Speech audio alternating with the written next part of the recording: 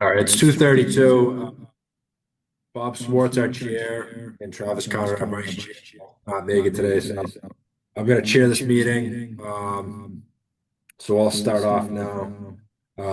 First up, introductions. My name is Brian Doherty. I'm the Transportation Director at Montachusett Regional Planning Commission. And I'll just go around the room and I'll call names as I see them on my screen. If you could just introduce yourself and who you're affiliated with, that'd be great. So Tyler Godin. Hi, Tyler Go. I'm RPC. Grace Belmont.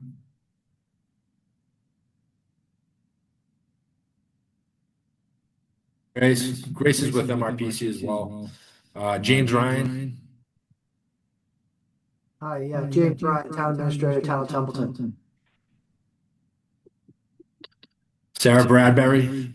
Yeah, Sarah Bradbury. I'm a planner with Mascot District 3. Hey, can everyone else hear that echo? Is that just me? Okay, can hear I'll it. try to figure out what that is. We can just continue on with the introductions and I'll work on that. Nicholas Erickson. Hi, Nick Erickson, City of Fitchburg, DPW. Sherry Bean. MRPC staff.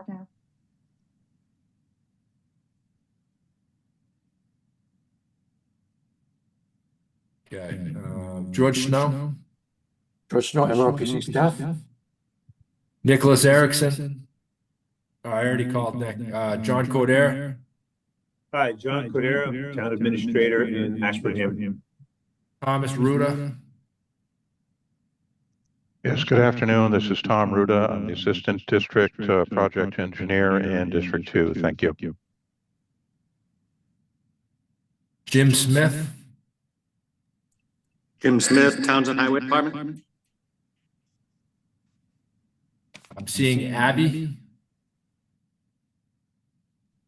Yep, Abby Arpano, Ashburnham Select Board.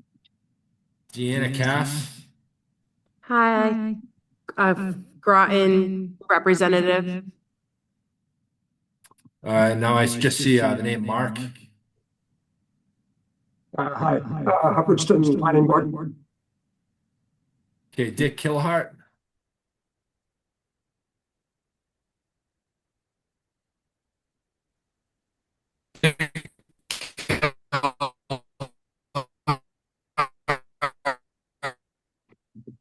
All right, Dick, we can barely hear you. Dick Killhart's Athol. Good son of Athol. Chrissy Hazlitt. Chrissy. Okay, Laura. Okay, I just see Hi. the name. Yeah, Laura Schifrin. Oh, thank you. I don't vote. I don't believe I vote here, but I No, am. and we do that. most things by consensus anyhow at the JTC. Thanks, Laura. Okay. Catherine Withrow. Hello, I work with the Health Equity Partnership of North Central Mass. All right, thank you. It looks like we solved the echo issue. I hope by me deleting those AI notes, it doesn't mess things up for the minute, but we might have to do it the old-fashioned way. We'll see. Next up is public comments. Any public comments?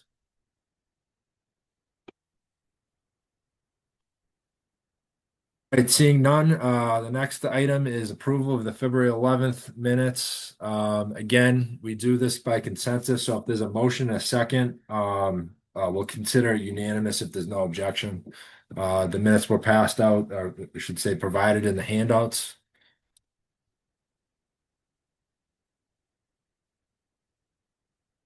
Are there any objections to approving the February minutes? All right, I'll consider it accepted by consensus. Okay, and then next item is 26 to 2030 Transportation Improvement Program. So there are two items on the tip today. The first is an amendment, proposed amendment out for public comment right now to the current 26 to 30 tip. And then the updated information on the developing tip that we're working on, which would be 27 to 31. So first up, the amendment to the current tip. You can see in the handouts, we've been anticipating this. I believe I first mentioned this in November. So we've been waiting for these projects to kind of shore up. Finally, the MPO reviewed this information in February. They opted to send it for a 21-day public comment period, as we typically do. That comment period started February 20th, and it ends this coming Friday, March 13th.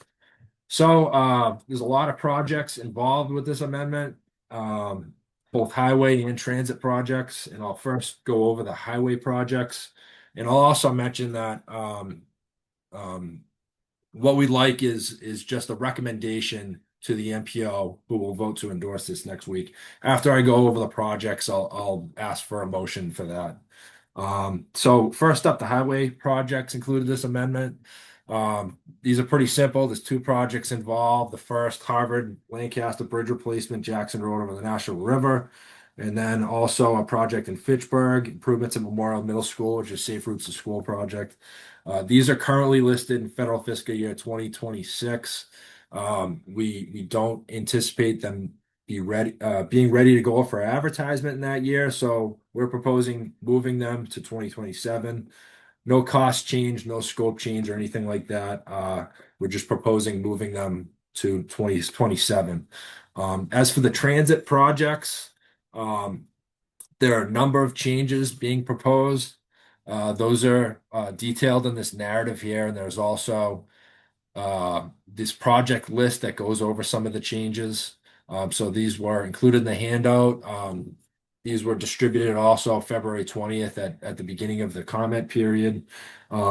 Basically, the background behind these transit changes are MART has basically determined that they over programs throughout the whole 26 through 30 tips. So in order to remain fiscally constrained in the document, a number of these changes are necessary. So the transit portion of this amendment has a number of these projects.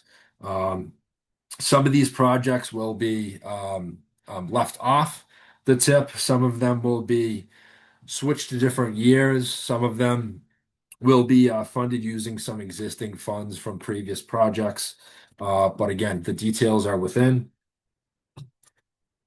Can you make We're making the a set- screen bigger for the font by chance of what you're showing? Sure. Yep. Thank you. How's that? Much better. So again, this is necessary to remain within fiscal constraint. We can't spend over our budget. So these are projects like bus replacements, facility repairs, and the like. So again, I won't go over each of these in detail. We're within a public comment period right now. So to date, we have not received any comments. There's still a chance up to close of business on Friday to receive comments. But staff supports this amendment. The MPO will take a vote to endorse next week at their meeting. Typically, what we ask the JTC is for a recommendation one way or the other to the MPO. Again, staff suggests endorsing. It's relatively uncontroversial, basic stuff. There's a lot of projects here, but it's necessary to remain within budget. With that being said, I can try to answer any questions. And if not, we're looking for a motion to make the suggestion to the MPO to endorse.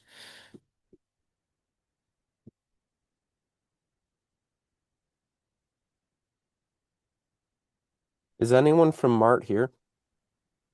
No, we do not have anyone from Mart here. Okay. And I will mention, this is not, we typically get feedback from the JTC from this group to the MPO. So that's the purpose in reviewing this. I know that there's a lot of information here. So, given the fact that, we're not going over every single piece of these changes, if people are uncomfortable endorsing this or suggesting to the MPO to do so, that's understandable. And given the fact that we don't have representation from MART at the meeting, that's noted as well. Brian, this is just to move stuff off of the FY26 year of the tip, right? So in the highway project, yes, those two projects would move these from 26 to 27. On the transit, there's a number of movements. Some of these projects will not be listed anymore because they're not within the budget. Some of them will move to a separate year, and some of them will be funded with other money outside this program. So there's a big difference between the highway and the transit projects. Got it. I'll make a motion to approve. Okay, do we have a second?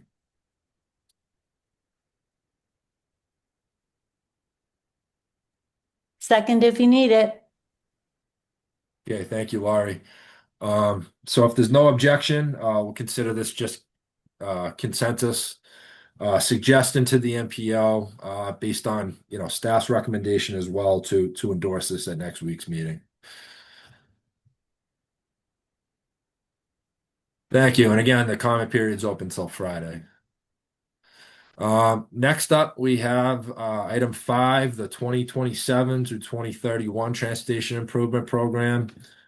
So this is branching off of our discussion last month on this task that we have as an MPO to put together this federal aid list of projects in the region. Last week, I went over some background detail on what's called the target section. This is the section of the document where MPO has discretion over project placement. It's comprised mostly of municipal initiated projects within the region. There's also a transit section, which is prioritized by MART, and also a statewide priority section, which is more or less state-owned assets prioritized by Mass DOT. I anticipate having those lists ready for April to review, although the MPO has really no say on where those projects stand. As for this target section that we'll be reviewing today, this is one of our main sort of obligations as an MPO every year to put this together. So if you remember, last week I updated us on where we are with these projects. The prevailing theme is we've seen large cost increases across the board. In fact, all of our projects across this section combined, we've seen a 50% increase in cost. So over the course of the 5 years of this document, we have a total budget of $81 million. The projects that we already have in place as of right now are already nearly 91 million. So there's significant cost concerns. It's a fiscally constrained document, so there needs to be changes made. As you can see, and as I detailed last month, we'll be dropping 2026, but these are the projects as they currently show up on the current 26 through 30 tip. Where that leaves us with all the updates in 2027, we're over budget by $9.7 million. We're over in 20. Yes. Can I interrupt you for a second? I think everyone is seeing the screen split in half. Like you're on one side and then your shared screen is on the other, which makes it super hard to see what you're presenting. Okay. Thanks. Yeah. Let me try to switch that. Never seen it before like that. So Is that better? I thought I did something different. That's so much better. Yep. Perfect. Okay. Sorry about that. All right. So again, this is basically the projects as they are on the current list, although with updated costs, and then updated budget for each year. So where we're at right now, where we left off in our conversation last month is in 2027, we're over budget by $9.7 million. In 2028, we're over by over $15 million. In 29, we're over by nearly $5 million. We're under in 2030, and 2031 is the new year that we're tagging on to this variation of the tip, which will be 2027 to 2031. Ideally, when we undertake this development process, we'd be looking at these appendix projects, which are basically projects which have not yet been assigned a year, and elevating them into our list.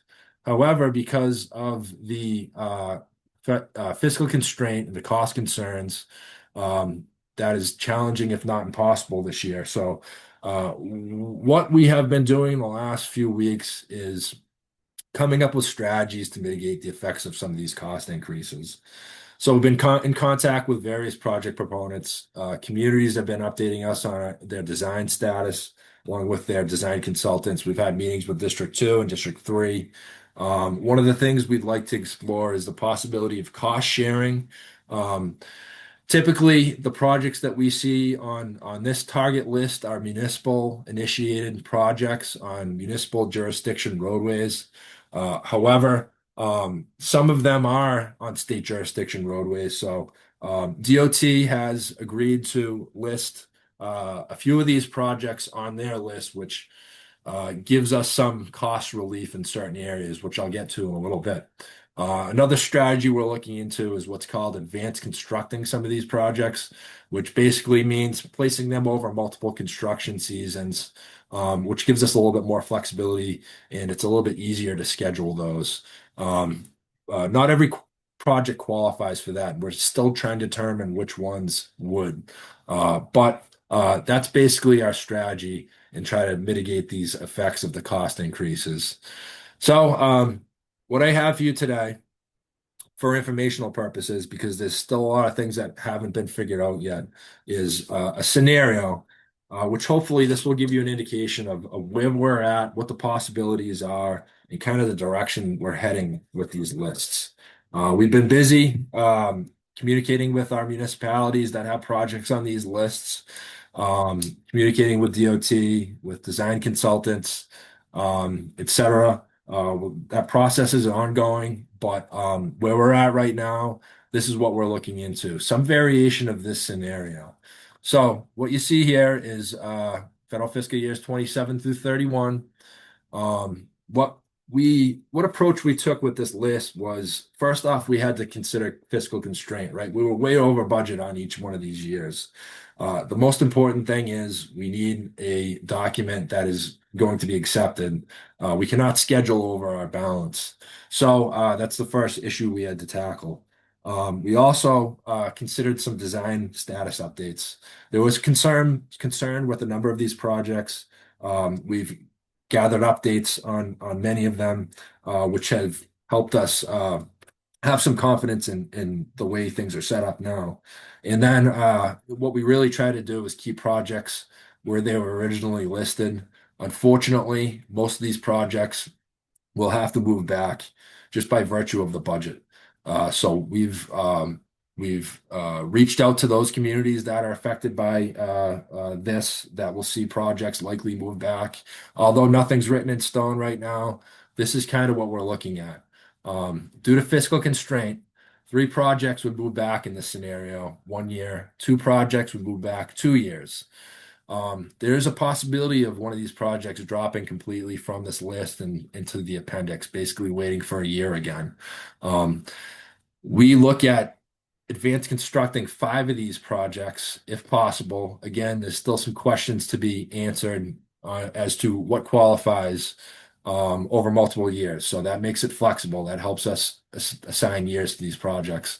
Also, Mass DOT has agreed to list 2 of our current projects in their state jurisdiction list, which is greatly helpful. These are on state jurisdiction roadways, so it does make sense for them to be over there, but we will not have to list them on the regional priority list, which is helpful. So what we have as a scenario today, and again, I think the point is just to get everyone up to speed. It's still a process that's ongoing. What we have here is Ashburnham Road Rehab on Route 101, listed in 2027. This project's currently in 2027.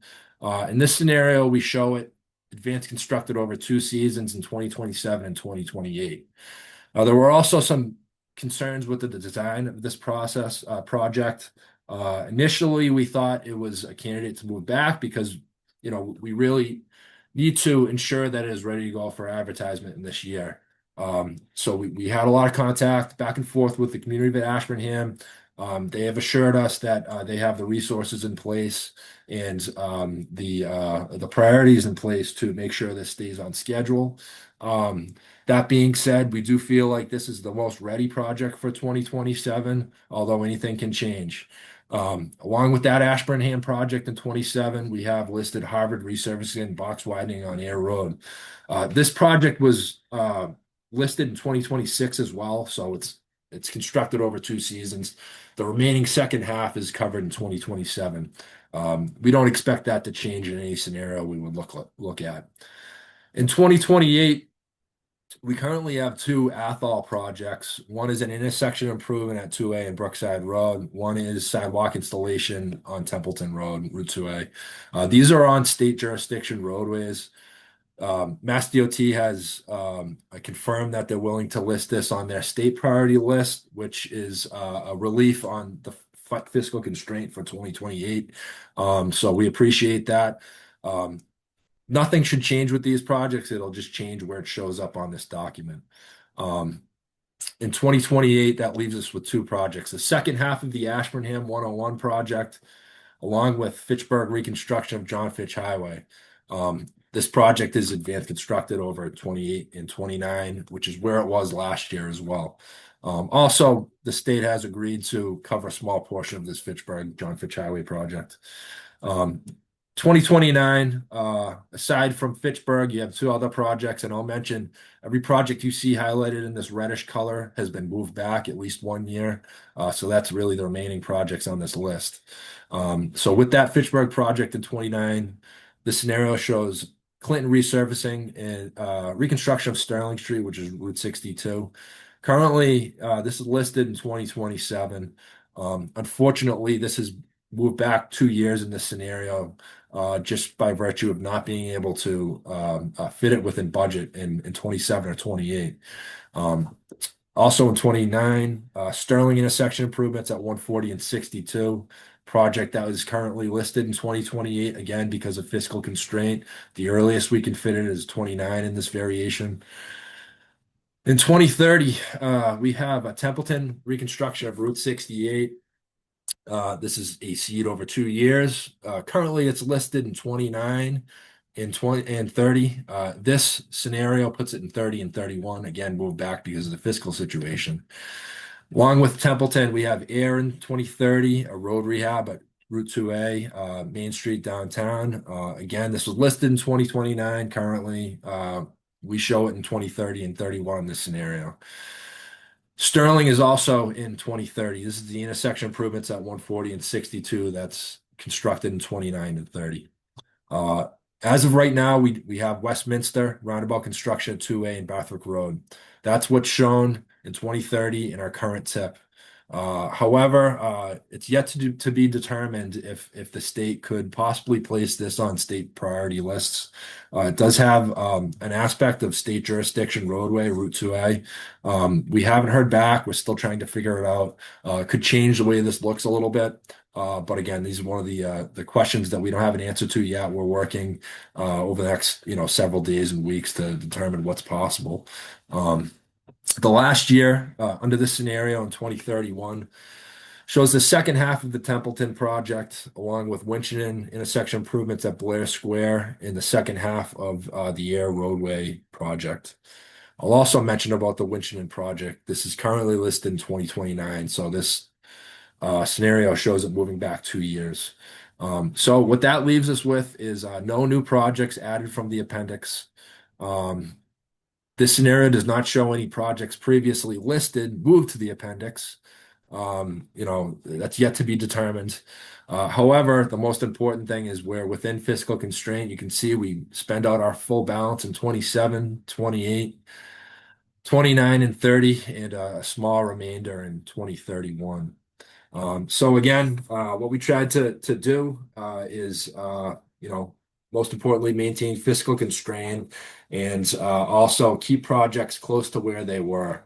We've been busy talking to municipalities about their projects. We've had a number of meetings, especially with the communities that have seen, are likely to see their project moving back.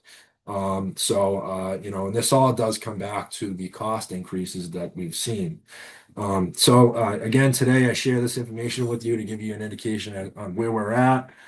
kind of what we're thinking, what direction we're heading. Again, there's some questions that remain to be answered, and of course, gather any feedback. So if there is any questions, I can attempt to answer those, or feel free to reach out to me in the coming days and weeks. Yeah, Derek? Thanks, Brian. Thanks for presenting on that. I just wanted to note, as part of MassDOT's review of the preferred list, everything that Brian's drafted for the development scenario aligns with readiness recommendations upon MassDOT's review, but there are weird rules FHWA has when it comes to leveraging advanced construction scheduling on your regional target program for a project. You're using quite a bit of that, and I think it looks fine for most projects, but we have forwarded the draft list to FHWA for their concurrence. I just thought the JTC should know. The only project that is raising the question mark for us is the Sterling Intersection Improvements Project, 612. It has $782,000 programmed in 29 in your draft, and then the rest of its $5 million cost is reflected in 2030. There usually FHWA doesn't allow for regions to AC a project if its cost is less than half of your regional target amount, which that notably is. That's not to say, if it's ready for 2029 and it's possible to get it out the door in 29 and bend a rule here, maybe FHWA would be supportive, but just wanted to flag that for the board in case we hear back from FHWA that they see it differently. Yeah, thanks, Derek, for highlighting that process. And yeah, this is one of the examples of things that we just don't know yet. So we'll have new information. Hopefully it doesn't look completely different than this next month. But yeah, Derek has been working behind the scenes trying to get a handle on some of these projects. Admittedly, we advanced constructed more projects than we ever have. Just trying to fit things in. But we still have to get approval from Federal Highway. It is a federal document after all. So that remains to be seen. Hopefully, the idea is in April to have a full draft document by the time we meet. Transit list, state priority list, and this list, and everything that comes with it. So hopefully it'll be solidified by then. But that is one of the questions that we need to wrap our heads around. And I see Grace's hand. Hi. Oh, can you guys hear me now? Oh, Yeah. good. Had to change computers. Actually, this is a Derek question. Derek, so are you seeing this across all of the MPOs in the state? And have you heard about what's happening in the wider New England region, or all of them sort of going through this process and having to sort of come up with a solution, including advanced constructing the projects? Well, it might be a little unusual for, multiple AC projects on your regional target program, as is the case with this proposed scenario. It's actually fairly common for some other regions, especially if they have limited regional target availability. Like Franklin region, for example, to your west is a smaller region and therefore has a smaller regional target dollar amount, but their project costs are more or less in line with your region's project costs at the end of the day. And if you have something that's 10, 15, $20 million, but only have $8 million in a year, you're going to be leveraging a lot of advanced construction to deliver that project. That said, the rules or nuances around advanced construction are honestly a little subjective from state to state, but just to make sure that your MPO is in a place where you're not getting any corrective actions or told otherwise from FHWA, we at MassDOT like to just coordinate with them early and often to make sure you're set up for success and that staff aren't scrambling to meet with the JTC and redo your development scenario while the document's out for public comment. This is minor, like the $780,000 thing here. If it works out that it can stay, it's a project that can get out the door that year and there's support, it's probably not a big deal. I just wanted to flag it to manage your expectations. If FHWA came back and said that they do want to see that reflected in a whole year and not broken up as AC, I think it would only have a minor cascade on the dollar flow of the draft tip, but not actually the project scope that Brian has reflected here. I think that the project makeup is realistic otherwise. So we do expect it to be ready in 2029. You know, to kind of hopefully this is not foreshadowing the future, but to give an indication of that cascading effect that that minor change would have, even though the $780,000 in 2029 is relatively small. On our whole 5-year budget, we only have remaining a balance in 2031 of 241. So basically, by not being able to do this, it would mean dropping a project off the list. Another thing that is possible is if you know we're making an assumption under the scenario that the state has the capacity to carry this Westminster project, which is state jurisdiction. If they cannot, again, that would likely mean dropping a previously listed project off the list. So those scenarios, and there's many of them, we don't have here today because things are still being figured out. It is also possible that you could AC one of your larger projects across 3 tip years, like the Ayer Roadway rehab project 609227 that you advertised in 2030. That's what I meant. Like it just becomes a shuffling of funding exercise, and you could just forecast some AC on that going into 2032 if it boiled down to making ends meet and keeping projects in certain places. I wasn't trying to stir the pot with raising the fact that we shared this with FHWA for the AC scenario. I do think this is a very reasonable scenario that Brian's presented to you all. I just wanted to flag for expectation management that if FHWA sees things differently, the MPO board has to respond to that. Because it's federal dollars at the end of the day. Thanks, Derek. It really is important to manage expectations here. Deanna? Yes, apologies if I missed this, but just to confirm, projects that are being pushed out is because it's not an urgent need and, kind of like that. I was just curious about like that evaluation. Like what was that process look like to move? Yeah. So, ideally we would be prioritizing these projects based on need.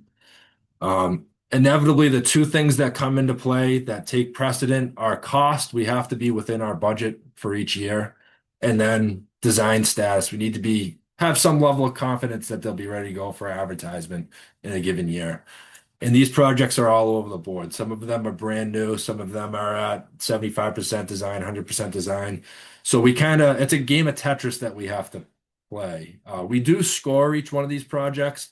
That's another thing that I kind of went over last month, and I'm always willing to sit down with anyone to discuss how we do that. I kind of detailed that last month. But unfortunately, the game we're playing this year is more so because of the cost increases that we've seen.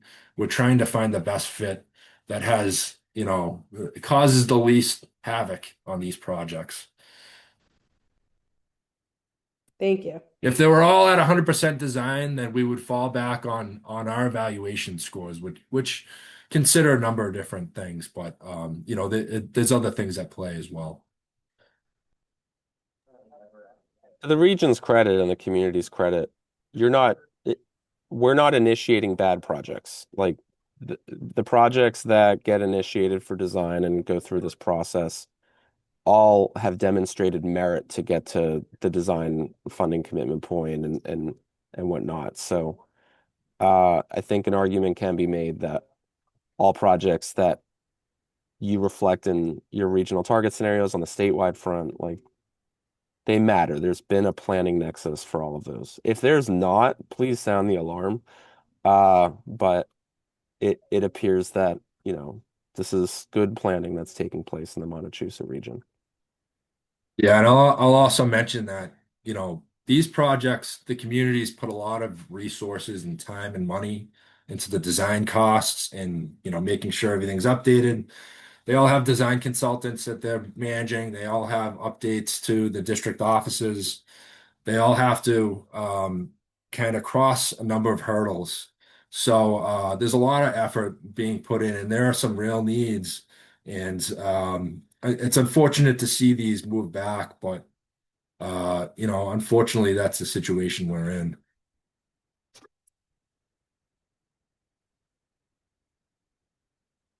So that's pretty much it. Always feel free to reach out to me if you have questions about the process, a project in your community. Those conversations are ongoing. Next month, I hope things clear up in a good way and we're able to present a well-defined project list that will then be turned into the drafts. And then as we typically do, hopefully we'll be able to send that out for a public comment period in April. And Derek, thank you for checking in with Federal Highway because it would really throw a curveball if during the comment period the Federal Highway said that we couldn't do something that we have here. So thanks for checking in on that as well.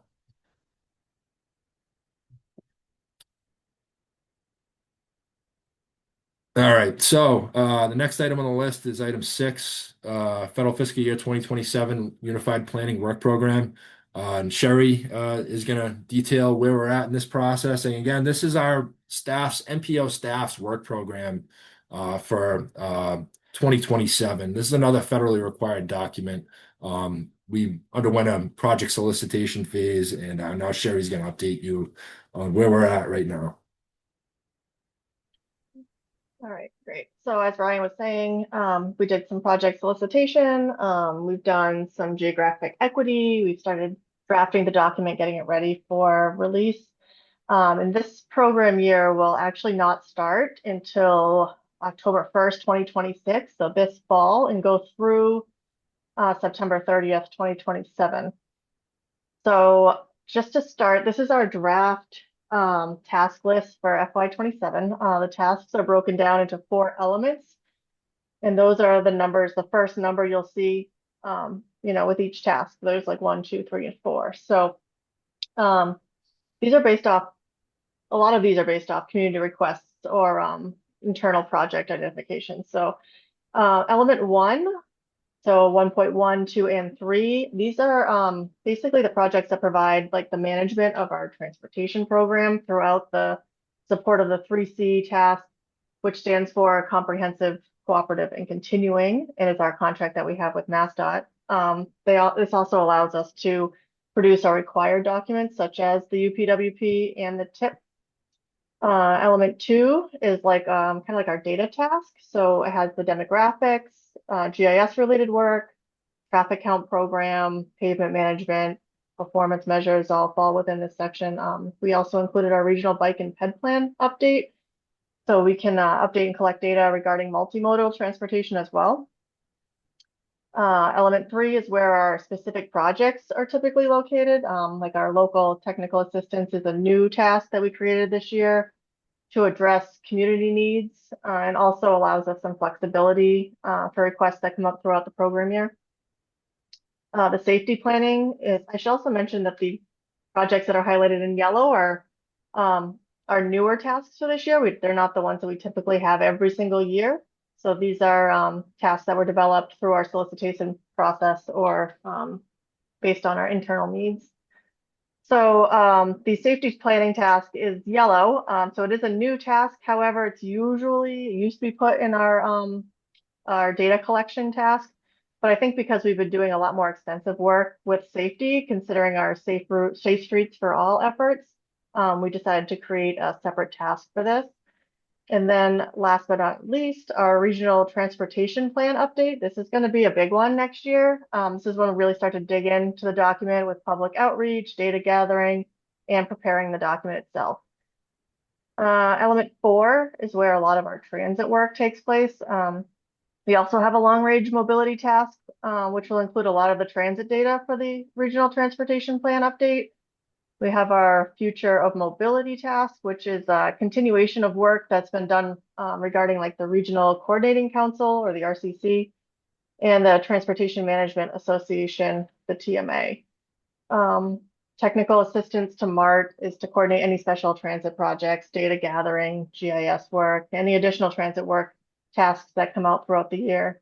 And then the regional mobility, micro mobility planning task is to assist MART with an idea they came up with and approached us to research the possibility of developing a bike and or scooter share program. That will be in the area of Fitchburg State University and the intermodal downtown Fitchburg. So we can do some work for MART. Can you go to the next page, Brian? Great. This page will show, this is a table that shows how many community-specific projects we have within the UPWP that have been done for each town over the last 5 years. So this doesn't include regional projects. We kind of took those out. We just wanted to see which projects we focused on a particular community itself. So the communities highlighted in yellow had 0 UPWP tasks. That doesn't mean that we didn't do any work for them. That work could have been done regionally, just didn't do work specifically for them. So in order to accommodate all of our communities who request our services, we'd like to try to do our best, but we also want to make sure we're doing it in an equitable way. So, you know, ideally we would focus on the communities in yellow that had 0 projects if they were to come to us with a request.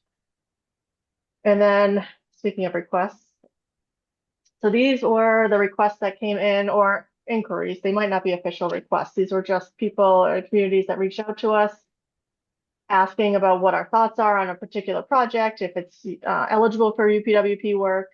So I kind of categorized them. So the blue, the top 3 projects had a trail, bike, pedestrian type of feel to them. So we had a request from Devens, kind of in the Air Shirley area, Townsend and Leominster / Sterling. So these requests were definitely trail and bike and ped type oriented. So we responded to them in a way that basically indicates that we're actually currently doing a trail inventory update this year in our current UPWP. So we could incorporate some of the work, or at least make sure it's noted in that update, as well as next year for fiscal year 27, as I was saying earlier, that we do have that regional bike and ped plan update task. So we would try to cover at least some of that request within that regional bike and ped plan update. Because our budget is very, very tight this year with the regional transportation plan update. It takes up a lot of our time and effort. So we know we didn't have a lot of time for wiggle room for additional larger projects. We just want at least to make sure that we can kind of get all the community requests, at least dive into a little bit of the ones we can. And then the next 4, which are in like a lime green color, those were more technical assistance, intersections, corridors, things like that, where, traffic counts, turning movement counts, level of service, those types of things could be incorporated. So that also kind of fed into our local technical assistance task, which is 3.1. So we did ask all of those communities to prioritize their top 1 to 2 locations, and then we would try to at least do some data gathering for them, so that if they wanted to seek additional assistance from an engineer or a design consultant or something like that, they could do some cost savings with the data that we provide. Number 8 was a transit related task, and that was through the Transportation Management Association. And we basically try to determine unmet needs and ways that the TMA could assist communities in ways that, might not already be met. So we did build upon the future of mobility task, and we expanded it to accommodate that request as well. And then Templeton did a inquiry about a bridge mostly basically a bridge construction project, and that we had to indicate that that doesn't actually qualify under the UPWP. We don't provide funding for construction. But I did wanted to make note that, that inquiry came in. So that's pretty much how we developed our UPWP this year. We hope to have more full write-ups of the newer projects for your review for next month. And then we'll put it out for public comment, hoping in May or somewhere around there.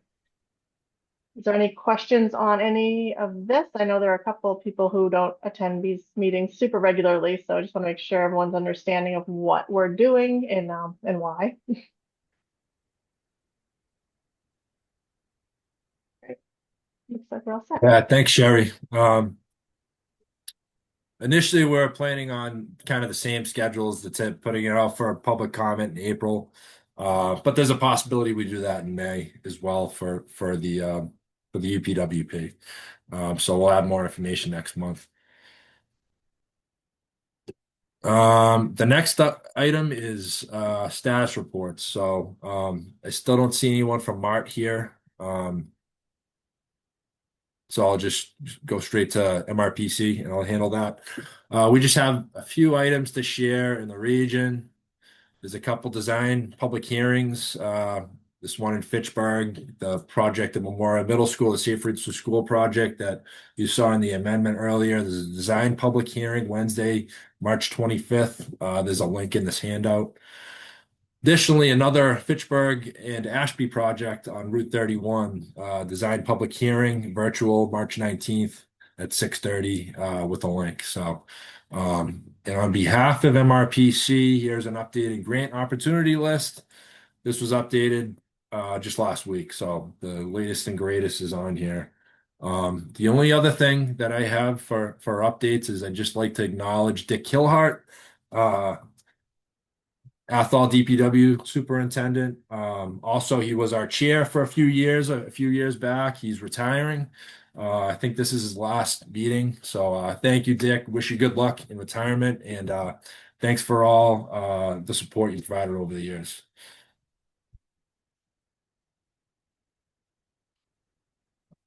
That being said, I'll go to administrative matters. Next MJTC meeting would be April 8th at 2:30. And as I typically do, I'll send out the invites a week before. So we'll have more information on the tip. There may be another tip amendment to discuss and UPWP items as well. So agenda may look similar as today. Any questions in the meantime, don't hesitate to reach out, and we'll see you all next month.